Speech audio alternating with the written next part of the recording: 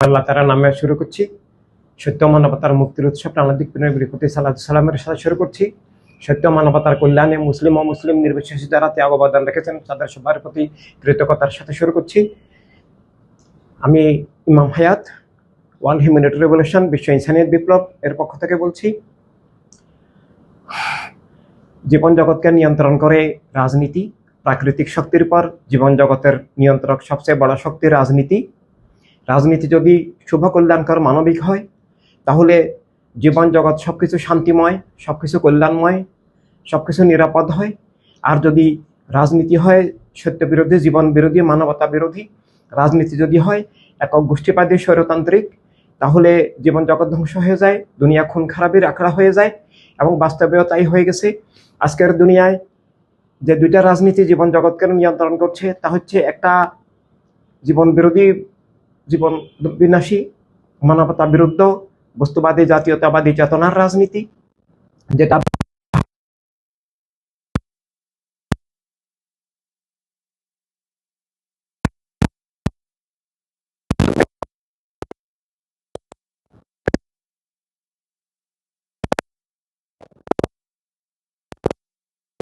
এই বস্তুবাদী, জাতীয়তাবাদী, গোষ্ঠীবাদী স্বৈর রাজনীতির সাথে সাথে আরেকটা বিষাক্ত ভয়ঙ্কর রাজনীতি জীবন জগৎকে ধ্বংস করছে, ধর্মকে ধ্বংস করছে। সেটা হচ্ছে স্বয়ং ধর্মের নামে, ধর্মরাষ্ট্রের নামে যে রাজনীতি। ইসলাম এবং সব ধর্মের শিক্ষা হলো স্রষ্টার ভালোবাসা, সব সৃষ্টিকে ভালোবাসা, স্রষ্টার ভালোবাসায়, স্রষ্টার রাসূলের নির্দেশে সব মানুষের কল্যাণ সাধন করা, স্রষ্টা এবং স্রষ্টার রাসূল সাল্লাল্লাহু আলাইহি ওয়াসাল্লামের দেওয়া সব মানুষের জীবনের নিরাপত্তা, অধিকার, স্বাধীনতা স্বীকার করা। কিন্তু বর্তমানে ধর্মের নামে যে রাষ্ট্রের কথা বলা হয়, ধর্মের নামে যে রাজনীতির কথা, ধর্মের নামে যে রাজনৈতিক দলের কথা, এগুলো ধর্মের শিক্ষার বিপরীত, ধর্ম ধ্বংসাত্মক, ধর্মের নামে ধোঁকা প্রতারণা, ধর্মের নামের অপব্যবহার করে, ধর্মের আবেগ অনুভূতিকে অপব্যবহার করে ক্ষমতা দখল করে নিজেদের দলীয় মতবাদ, নিজেদের সাম্প্রদায়িক গোষ্ঠীবাদী মতবাদকে ধর্মের নামে চাপিয়ে দিয়ে ধর্মকে ধ্বংস করা, রাষ্ট্রকে জবরদখল করা, মানবতাকে ধ্বংস করা।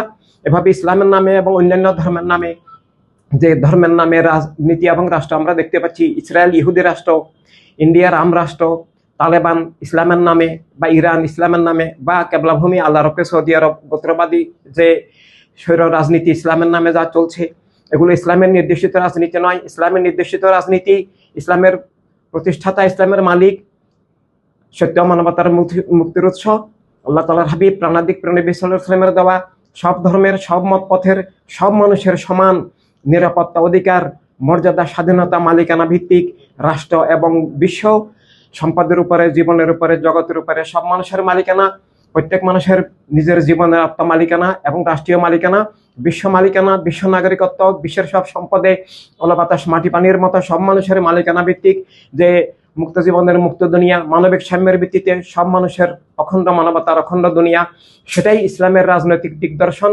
আর আমাদের প্রিয় নবীর নাম মোবারক রাহমাতুল লিল আলামিন, আল্লাহ তাআলার নাম রাব্বিল আলামিন, সবার জন্য রহমত, কেবল মুসলমানদের জন্য নয়, মুসলিম ও মুসলিম নির্বিশেষে সবার জন্য সত্য, সুবিচার, অধিকার, স্বাধীনতা, কল্যাণ, নিরাপত্তা, মর্যাদা, জীবনের বিকাশ, গতি সবকিছুর উৎস আমাদের প্রাণাদিক নবী সাল্লাল্লাহু আলাইহি সাল্লাম। কিন্তু নবীর দেওয়া সেই ইসলামের নির্দেশিত মানবতার রাজনীতি, মানবতার রাজনীতি মানে সব মানুষের প্রতিনিধিত্বশীল, সব মানুষের মানবিক স্বার্থের রক্ষক, সব মানুষের কল্যাণের যে রাজনীতি, তা ইসলামের ছদ্মনামে বিলুপ্ত করে দিয়ে এখন ইসলাম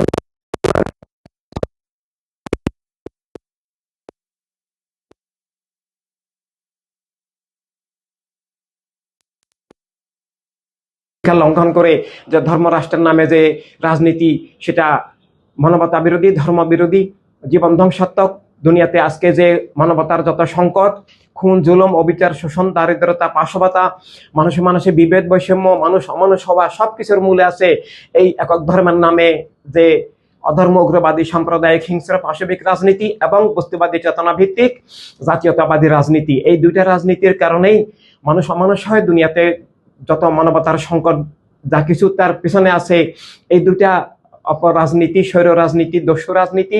এই জন্য আমরা জীবনের সত্য উপলব্ধি করতে হলে, মানবতাকে বাঁচাতে হলে, সব মানুষের অধিকার স্বাধীনতা নিশ্চিত করতে হলে, রাষ্ট্র সবার, দুনিয়া সবার হতে হলে, প্রত্যেক মানুষের জীবনের স্বাধীনতা ফিরিয়ে আনতে হলে, যার যার বিশ্বাস নিয়ে, যার যার ধর্ম পথ নিয়ে মুক্তভাবে, আতঙ্ক মুক্তভাবে সব মানুষকে দুনিয়ায় চলতে হলে, খুন জুলুম মুক্ত দুনিয়া তৈরি করতে হলে, এই দুইটা শরীয় রাজনীতি থেকে মুক্ত হয়ে আল্লাহ রাসূল সাল্লাল্লাহু আলাইহি সাল্লামের দেওয়া ইসলাম এবং সব ধর্মের মৌলিক সত্যের ভিত্তিতে, মানবিক মূল্যবোধের ভিত্তিতে মানবতার রাজনীতি আনতে হবে এবং মানবতার রাষ্ট্র গড়তে হবে, মানবতার দুনিয়া গড়তে হবে।